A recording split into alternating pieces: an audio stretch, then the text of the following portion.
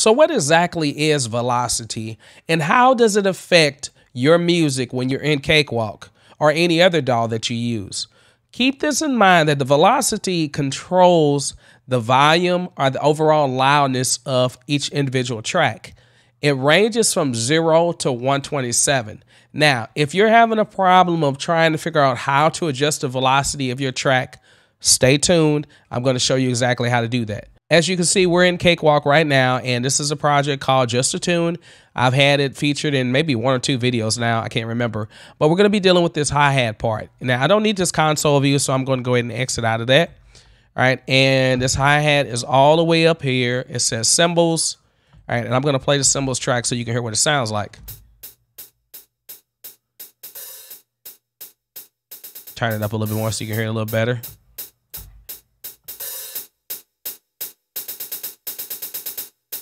Okay, very generic, very plain. So now the problem is that me as a drummer, because I am actually a percussionist, a drummer, when I play the hi-hat, what's the chance that every time I hit the hi-hat cymbal, I'm hitting it exactly the same way?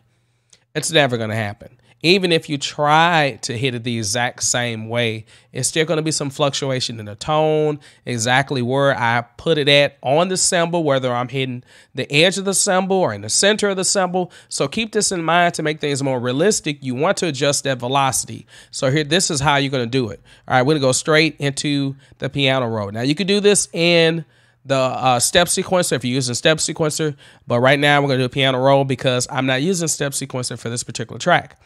All right, so double click on it and we're going to expand it. Now, there are a bunch of features that you can use called the smart tools. Now, the smart tools, you don't really see them here. If I have this maximized, if I minimize it, I can see it up here on my control bar. You can't see it right now. So in order to show it, you're going to press the key T on your computer. So when you press T, it brings it up.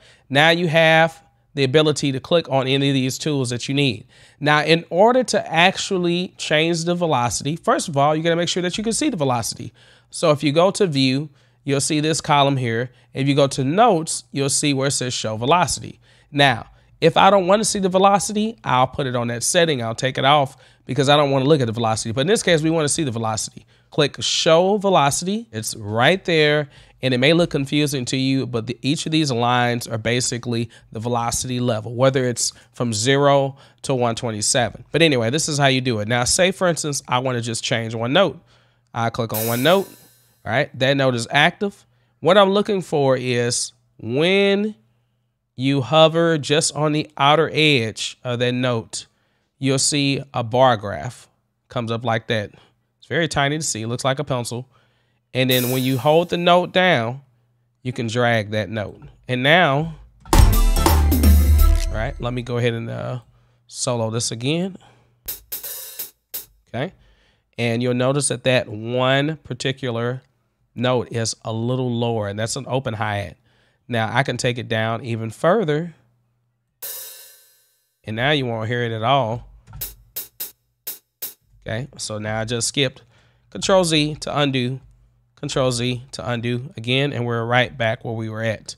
Say, for instance, I want to select more than one note.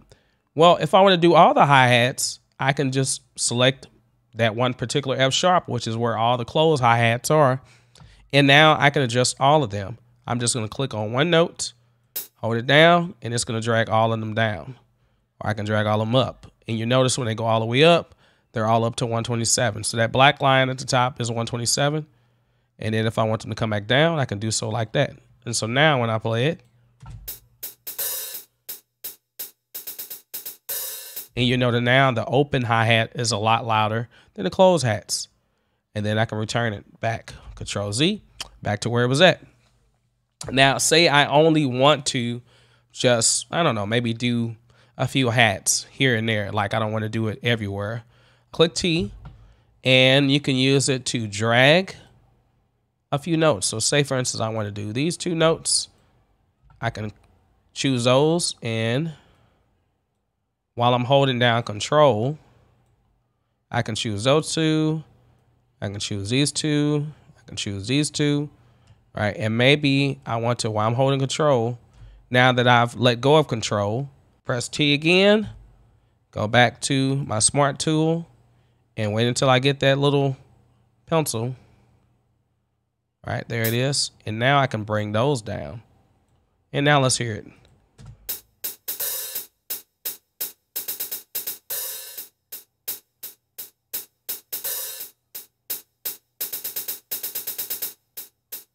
Okay. All right. You definitely can hear the change now. So that is one quick way you can go about doing this. The thing about editing drums is to make them sound realistic, unless you have a person that's actually playing MIDI via end. And if you're not sure how to do that, definitely check out my video series dealing with 8 ways to record drums in Cakewalk. But if you don't have a person that can do that, then you got to get in here and you got to edit this thing as best as you can. And it may be tedious and you may not like it and you may be cussing the whole night, but you got to get it sounding the way you want it to sound. If you want it to sound like a realistic drummer, keep in mind that today's music, you may not want it to sound like a real drummer. You may want it to sound like the 808 drum, or you want to just have a fat sound and you want it to be consistent and steady. Velocity. That's the word for today. All right. Love you all. Take care. Have a great day.